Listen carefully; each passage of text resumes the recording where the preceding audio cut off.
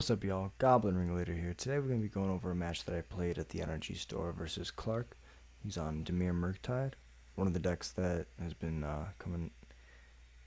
showing up at the top tables out of Modern Horizons 3. You have access to Shieldred plus the One Ring and Frog plus Murktide. It's very good. Clark, shout out to Jarrett. Jarrett was one of the old grinders from the Boar's Hat Gaming Store, and he played me round 3 at the NRG in Mundaline playing Frogtide, and so I understand how bad this matchup is. So turn 1 he goes Thoughtseize, after I go turn 1 Vial, turn 2 I take a Vial and play a tap land. I have 3 drops and my third land as an MDFC, so he could Thoughtseize my land if he has another Thoughtseize, so I opt to prioritize taking the turn off. I mean, I only have 3 drops, so I can take the turn off anyways to get that land out of my hand so he can't Thoughtseize it. Then I cast a Matron tutors. So I'm thinking about getting a Snoop. Instead of getting a Snoop, I get a Warren Instigator. I'm trying to high roll here. I'm trying to hope that he attacks. I'm trying to hope that he thinks that I have no... he knows that the cards that I have in hand, that's the issue. So, this is just a bad line. Thinking back, this is just a mistake by me. I should always grab Snoop, because Snoop is the highest upside. The highest upside is you win the game instantly. So, I grab an Instigator because I'm thinking, oh, I'll just pressure him to use his Fatal Push first. And if he doesn't use it, I'll put the Sling Gang and the Kiki into play. Now, in this situation, I have all uncastable spells and a Warren Instigator. So, it's really hard to not take the Warren Instigator. But he says, you know what? This Frog is just going to block. I'm not going to attack. And he can fog my Warren Instigator, which is insane. Because he is able to. He's able to say, well, you know what? I don't have to do anything. I'm just going to sit here, and this Frog is going to do work. And it does. I'm forced to just play a spell, tutor from my Snoop. I mean, Matron was the best possible draw, definitely. But I'm able to just... it forces me to just pass, and he's at 15, and I'm trying to be the aggressor, because he's a blue deck.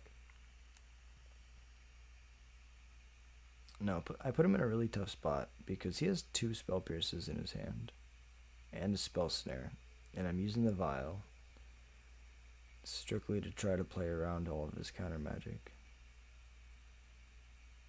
So the Vial goes up, top card is a Skirk.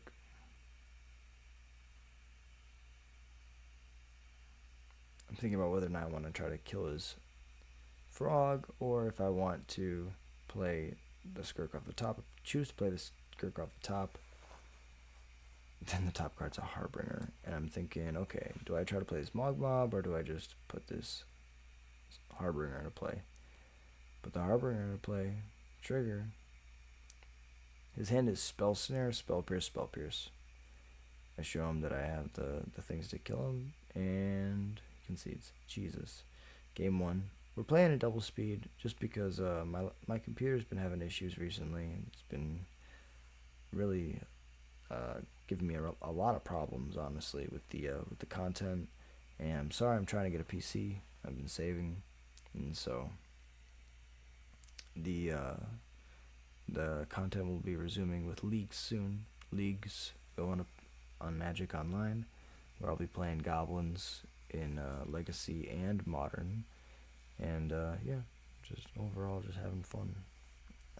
Streaming, if you guys want to hear or see me stream on a certain platform, let me know in the comments below. Also, if you have not yet, this is a good time for me to say I really appreciate you listening and tuning into the Goblins content. And if you like more of this content, just like, comment, and subscribe to this channel. It's the free way to give your support and to show that what I'm doing here really does mean something to you, and I really appreciate it. So in the sideboard here against Murktide, I really like these Leyline of the Voids, but the issue is you can't really cut your Vials, I end up cutting my vials. Looking back, I should just cut the munitions experts every time. I feel like, you know, the only threats they have, I didn't see the Bowmasters, but the only threats they have were the frogs and the Murktides. And if both of those threats come down, then things are really hard. Clark shows 6 lands. This is something funny. Clark shows 6 lands and a frog. Big baller energy. He's got the swag. He's got a turn 1 surveil land to look for something good. Finds a fatal push on top to leave there. He draws. Plays a frog. Or maybe it's 5 lands, Stern Scolding, frog, because that's still very impressive. So turn 2 I cast the Snoop. After he casts the frog, he pushes it on his turn. Then he's thinking about playing a land. Moves to combat. Attacks. It was just for 2. It was just for 1. It was 2 damage, but 1 counter is what he meant to do. Then passes it over. I go on to keep draw. Shock it in. Shock a Blood Cryptid into 16. Matron. Oh, we almost do the same thing. We almost grab a Harbinger. Or a Warren Instigator. Instead, we dine to pick a conspicuous Snoop and set up for next turn.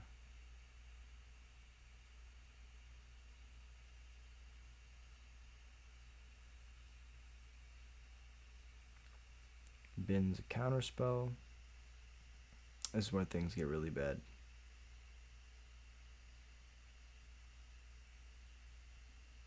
A fetched land allows him to get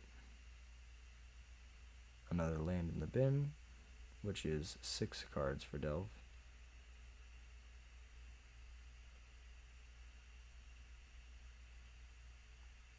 Attack with the frog, jump with the matron, cast a Murktide. 2 instants and sorceries. So it is a 5/5 Murktide. I'm thinking about bolting. Bolting goes with the 13, and then I'm very dead. So instead I choose to play a land and hope he doesn't have removal. He does have removal. He murders the Snoop. And this game is wrapped up in a body bag. It may not be over right now, but I can feel it in my bones. That is going to be ending soon, folks. Opponent pitches 3 cards, and then exiles 3 cards. Also making the Murktide bigger. Goes to combat. Puts me to 3. If I would have bolted, I would have died. Untap of keep draw, and I die anyways. Good game. Game 3. Clark's always fun to play with. He's a jovial guy. Plays good decks, good Magic, good times. The Gathering, it's why we do what we do. Magic's always been there for me, and it's one of the things that helps me through the hard times and makes me feel really happy. And so it's always nice to find people who can play at a high level and have enjoyable games. The important thing in my mind is that you have agency, you have decision points. Like this hand, for example, I have a Leyline. Leyline's good, but the rest of the hand does nothing. I have 3 munitions experts, and he has infinite removal and counter spells. And so if he takes this matron, my hand does nothing. He's thinking. He takes the matron, and the game is over, folks. I'm not going to say it's over right now, but in 3 turns, the game feels very over.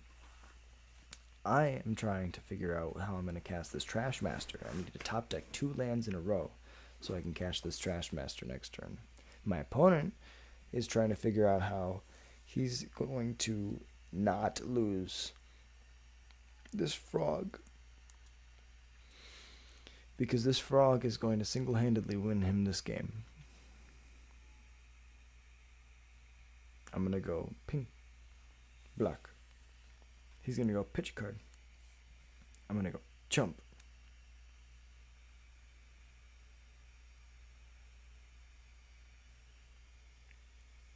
Untap upkeep. Shock. Now I have double munitions expert up. I can shoot his frog. No, Jack. No, that was an idiotic thing to say.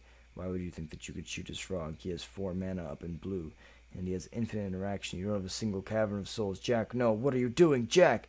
No. Jump. Yes. So it will take 1, and then it will take 1, and then it will take 1. No. No, it'll take 1 then 1 because he counterspelled he didn't shoot it with a spell. He didn't kill it with a spell. I tap out for a 4 mana 3/3. He attacks with his 2/3. His 2 mana 2/3. His 2 mana XX, where X is the number of cards he's willing to discard. It's 1, 2 plus XX. I don't know. Figure it out. Math people in the comments, figure it out. I'm an English guy, obviously, as I talk for my life. Bog, you? Question mark? Pass. Opponent fetches to thin. I am very excited to see how this game ends, even though I know it's going to be frog related. He's just got so much stuff in his hand. He's like super set up. So it's a new card. Boggart Trawler is a new card. It's a good card. It's an MDFC, which means this can be played in a lot of decks. It's a Goblin. Goblins are cool. I personally feel like sometimes people make mistakes because they feel like certain cards have an unlosable matchup against other decks, like Leyline versus Murktide. But this game is a perfect example of the hubris of that idea. You shouldn't think that one singular thing loses or wins you a game. It's a series of decisions and the amount of agency you have. If you have more decision points than your opponent, usually you'll be able to just outplay them or outthink what they're doing. But if you're doing one thing every turn and your opponent has the ability to just time walk you by subtletying your spell, I gotta say, the game's pretty close to over. And that's not a metaphor. That's a literal expression of this point in time in the game. I had one spell that I can cast every turn, and I know he has a counter spell. There's very little that I can do. He says, take 6. I go, I don't have one draw out of this. Good game, sir. And that is with the match with Clark D on Dimir Frogtide. All the crazy combo-ness. But shout out to NRGStore for recording the match. Shout out to Clark for being an awesome player. And shout out to you guys for watching. Thank you.